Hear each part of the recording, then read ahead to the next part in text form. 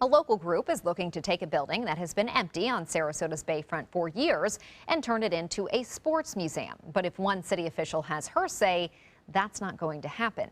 ABC 7's Dwayne Lindo is live along the bayfront to explain more about this situation. Dwayne.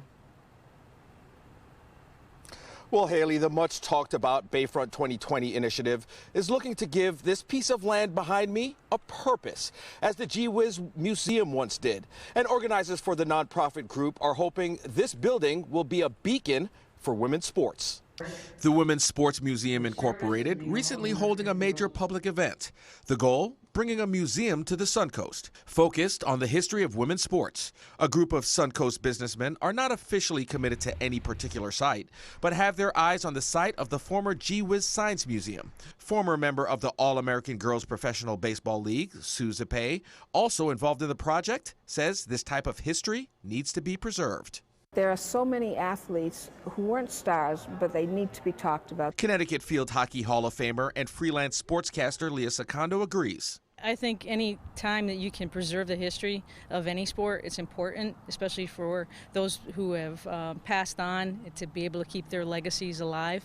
She stresses that many female athletes come to this area to retire with memorabilia, but with no place to put it. I think the possibilities are really endless to have one home for women's sports, and why not? We have a great place here on the Suncoast.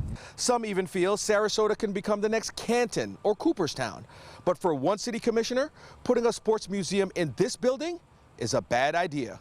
It's a bunch of self-appointeds who are coming out and trying to get free city land and some of our most valuable land. Susan Chapman says the project may do well at another venue, but the piece of property in question belongs to the general public. She cites a public study conducted, giving the city an idea of what's wanted in the area. The people want to save the Van Wezel.